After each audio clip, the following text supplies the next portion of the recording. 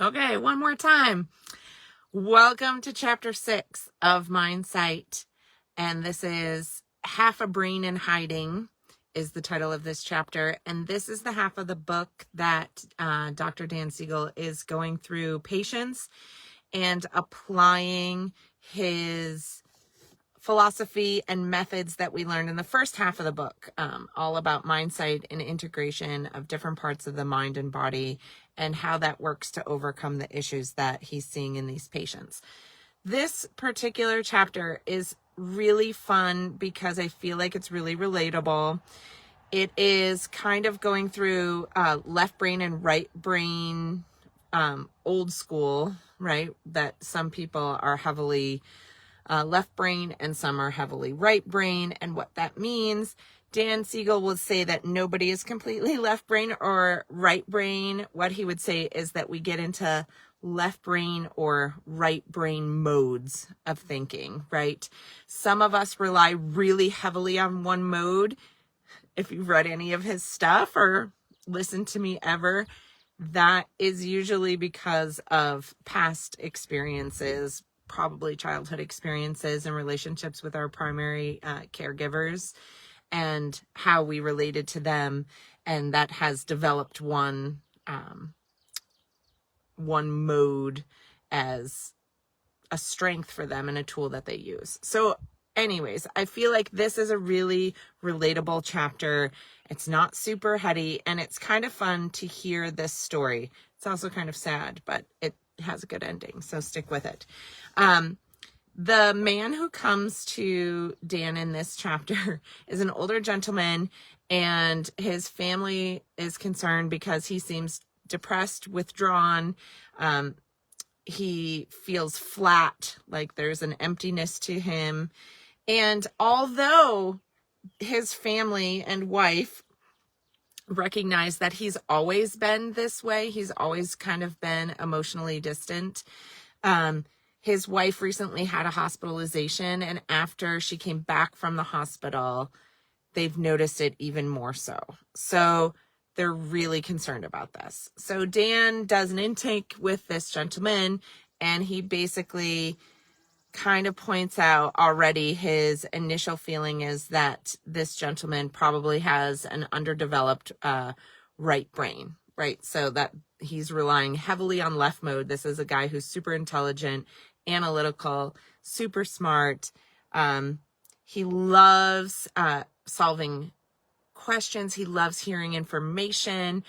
And if you ask him personal questions, he literally will say, it was fine, or I don't recall, even in what a lot of us would consider emotional or traumatic events.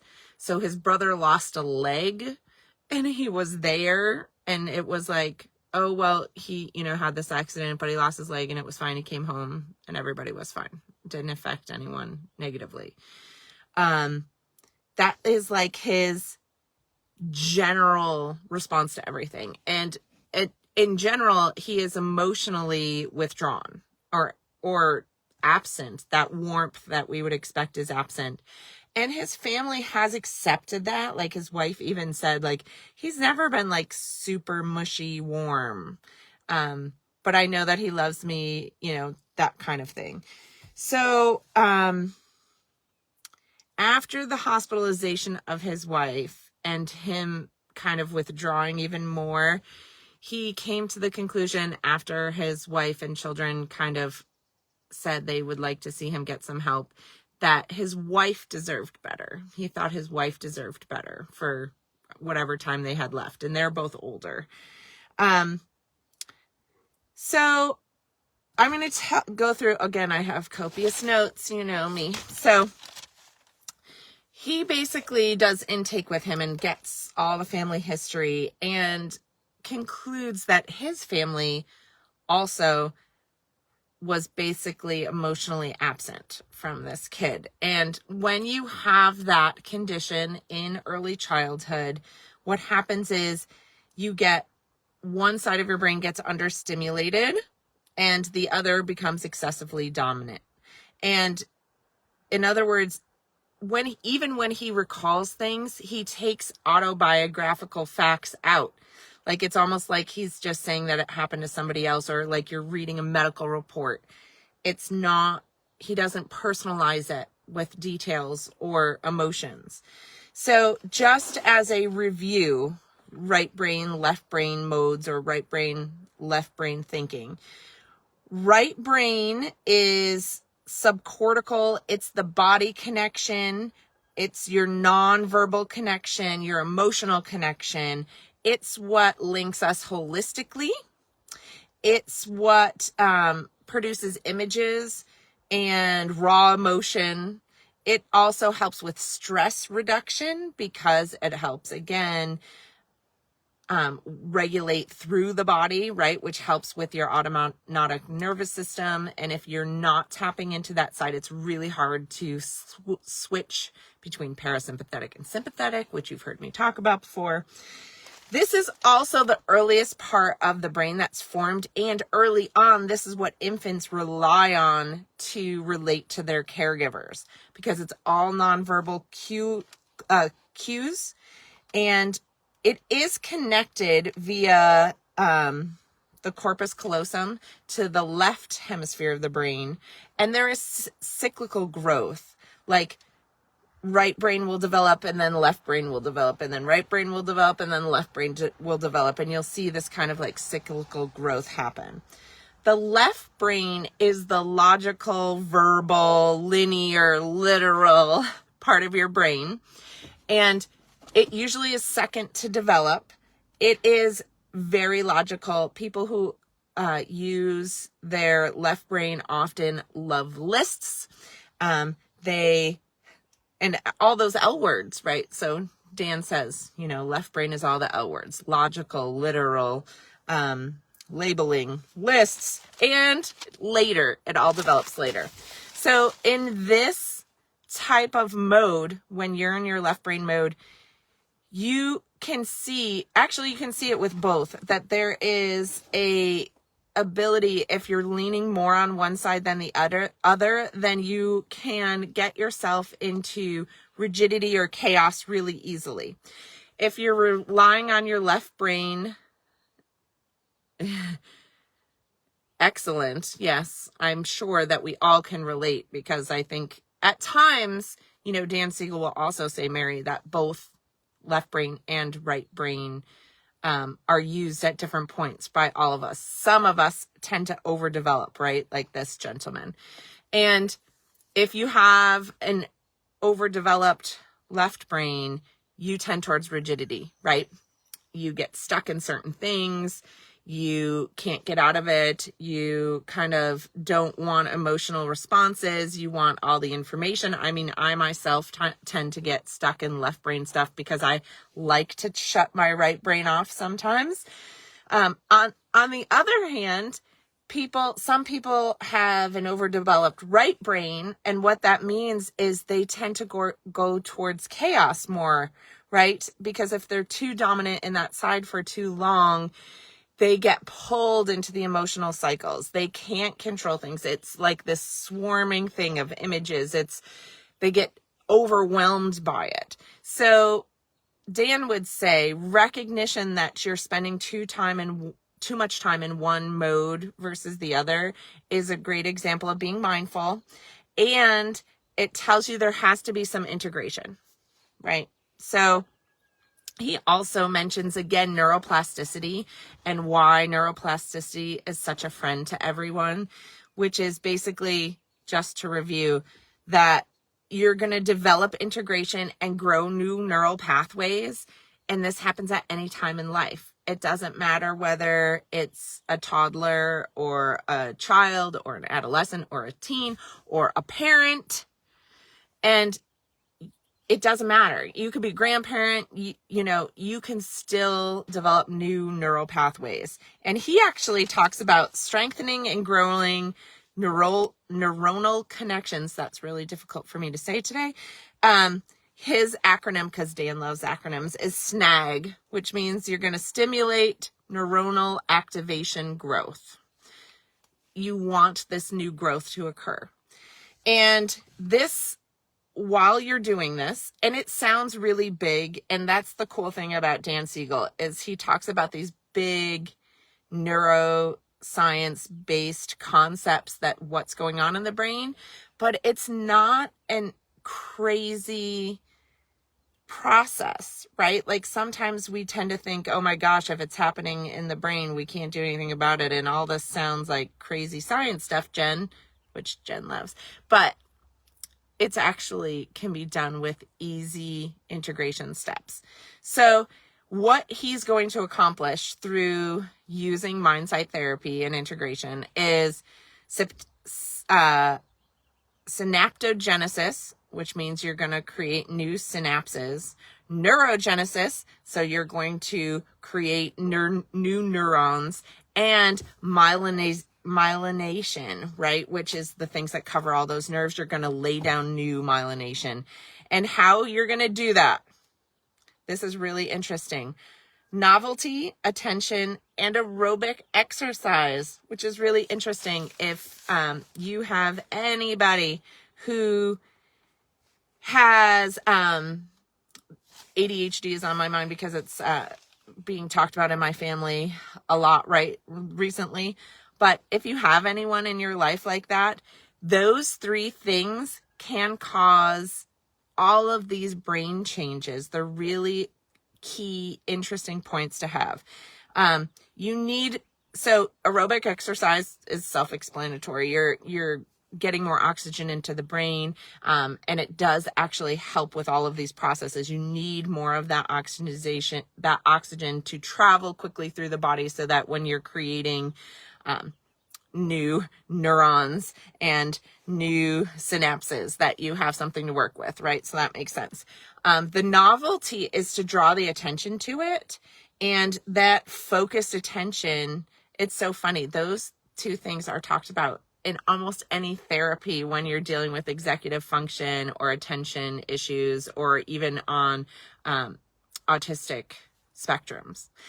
Why? You need to focus repeatedly on specific skills because you want to develop those skills, right? You want to grow those skills. You don't want to change them. You want to grow them. So for developing the right brain in this course, and not in this course, but in this specific patient, he would say things like, I feel nothing, and I want to know what it means to feel.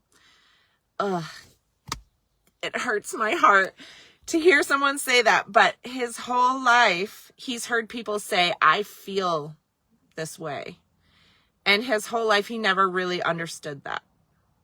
He's like literally being open and empty and saying, honestly, when people said that, I just never understood what that meant. But in my elderly years, it occurs to me, I would like to know what it feels like to feel something, not to know logically what my next step should be, not to think about it and come up with an idea.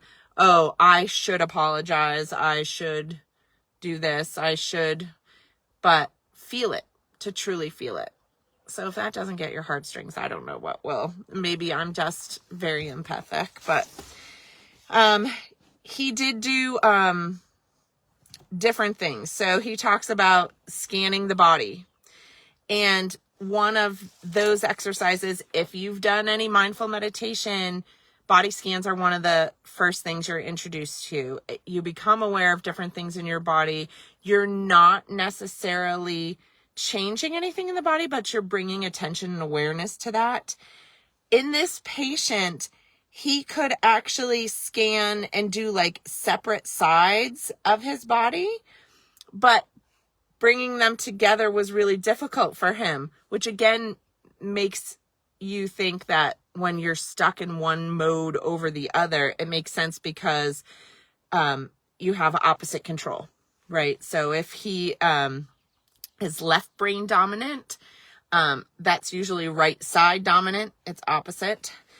So it would make sense that he can do it when he's switching between sides of the brain, but integrating them together was really difficult for this patient.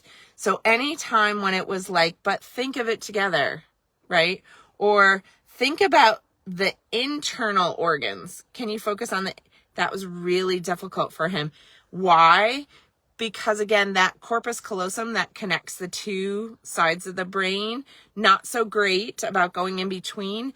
And the right brain is the one that connects you to your body and really makes you feel in your body.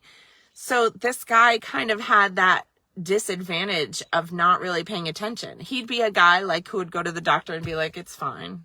It's totally fine. And there'd be major stuff going on, right? So that is, by the way, called interoception. I am not doing well. I did not drink a lot of coffee this morning, and I will blame it on that. But it's beautiful outside, which is why I'm doing it out here in my car. Okay.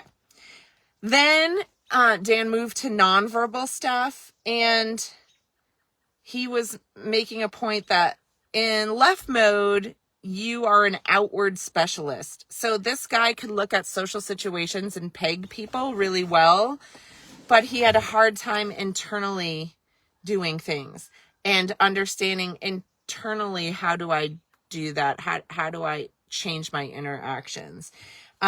His images were all facts, right? Leg cut off, leg, right? Like he didn't think in images. It didn't come to him in images. So when he had a description of something, it was always fact-based. It was not autobiographical. There were not those details and imagery that you would expect when you have that integration. And also, there was a lack of control and certainty when you use imagery. And he actually used that as a filter to protect himself when he was young, right? Because he had emotionally distant parents. So it makes sense that for him, he wanted to keep that control, because that lack of control, not good for him. He needed to create his own thing, and it was always fact-based and logical, and that made sense to him. It gave him lots of control. So linking the left and the right modes, using a lot of feelings to words and words to feelings. So connecting those two parts of the brain instead of letting someone be stuck in the literal sense where they're just giving you facts. It's bring them back and how did that feel?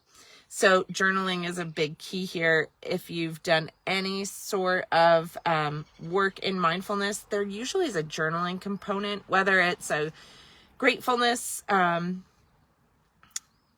journal or journal of your feelings or journaling something traumatic. Journaling is a really important way because you bring those two things together naturally when you do that. For this patient, he had to work extra hard on doing them. In other words, he had to start naming the feelings. And Dan talks all the time about you have to name it to tame it, because we want you to connect feeling, but we also don't want you to go the opposite side and get stuck in that feeling. So this does work both ways. So if someone is heavily into the right side of the brain, we ask them to name it and almost think of it as outside of their brain so they don't get stuck in the chaos loop. In other words, I realize this whole one is getting kind of heady, but after I said it wasn't kind of heady, maybe that's just my take on it. But if you can name it to tame it and you're a right mode focused person, what we want you to do is disconnect your body and your mind from that emotion so you don't become the anger, but you feel the anger, if that makes sense. And then in a literal left brain mode person, we need them to connect that energy and that emotion to something, because for so long they just like it's a factual thing. So now we want to say, and how did that feel in your body? Let's connect it over. Let's strengthen that corpus callosum. Let's make some new synapses, right? Like we have to make that neural pathway complete. And the only way we can do that is integrating those two modes. So then he goes on to say that this is really where you build we's. So remember in the beginning when he was talking about you build a me you build a we. You build a me, you build a you build a we. So this, you can build a me and you can build a you, but in order to build the we, you have to have an integration, right? Because he can love his wife based on facts and experience, right? And he appreciates support. However, like, there was this disconnect of really looking at how it felt to be loved or to be vulnerable to her. And he tells this beautiful story at the end where she came up to him after somebody was leaving and she put her hands on his shoulders, right? Like as like a caring thing. And she said in the past, he would just back away from that. Like, kind of like, oh, what are you doing? This time he leaned into it and he let her give him like this little mini shoulder rub. And when that happens, that fear from his childhood trauma, really, right? From that lack of control, by giving that over to his wife and leaning into love instead of fear, he pretty much was grateful and finally said, I could feel it. Like, I could feel her love. Like, that was her love language, right? For years and years and years, he didn't let any of that in. He heard her say she loved him, but he didn't feel it like that. So that integration was allowing him to feel. And for me, there's nothing more beautiful. It's about building resilience in yourself, like recognizing trauma that happens, letting those feelings be known to yourself, and then healing. It allows your brain resilience. It allows you to lean back into love and to release that fear. It's not easy work. However, at the end of this chapter, he basically thanks Dan for giving him something he hasn't known his whole life. So there's nothing more beautiful than to end a chapter like that. So for me, there were some great key concepts in there, and I think we all can relate, maybe not to the extent of this patient, but you all know that you get stuck in a left brain mode or a right brain mode and how that feels. Sometimes it's triggers or anxiety that get us, or even depression that can push us into one mode or the other. And I think what you can gather from this chapter is that in order for us to be fully functional and fully in ourselves, if we can recognize, be mindful, and then do some work on the integration, you will find that there is a big relief almost, because you get to be in that middle ground between rigidity and chaos, and you don't get pushed to one side. I go back to that whole brain child image, which is like, you know, our life is floating on that river, and what we want is to float down that river. We, you know, travel up and down, and there's rocks and all those things, but rigidity is on one side and chaos is on the other. And you could think about that left and right brain mode, right? And while we're traveling down, our job is to use the tools that we have to maintain ourselves on that river. And that doesn't mean sometimes we don't get stuck, but knowing how to unstick ourselves and get back is most important. That's resilience. You get stuck, you pulled yourself back. You get stuck, pulled yourself back. Oh, you went too far the other way, you pull yourself back. So I hope that's a little bit of insight into chapter 6. I should be able to do a live next week for chapter 7, because I will be on vacation. So I might be coming to you from a different location, which is kind of fun. If you want more of Mindsight, or you missed any of the previous ones, you can look on my Facebook page, which is Best Self, Best Health, or my YouTube channel, which is Best Self, Best Health. And in my YouTube channel, you can see the different books that I've covered, and all the chapters are in there in playlists. So if you have comments, questions, you want to start a discussion, please feel free to do so, because I'm super enjoying this book. It's a lot of fun. And I think there's a lot of golden nuggets in here. And I could understand how this book might be intimidating if it's not the type of book you like to read. So I think it's good to get you guys these mini videos. I would always refer back to Dan if you have super questions about it, or the book. And I'm sure if you want visuals of any of the Mindsight tools, they are on his website. So refer back to that.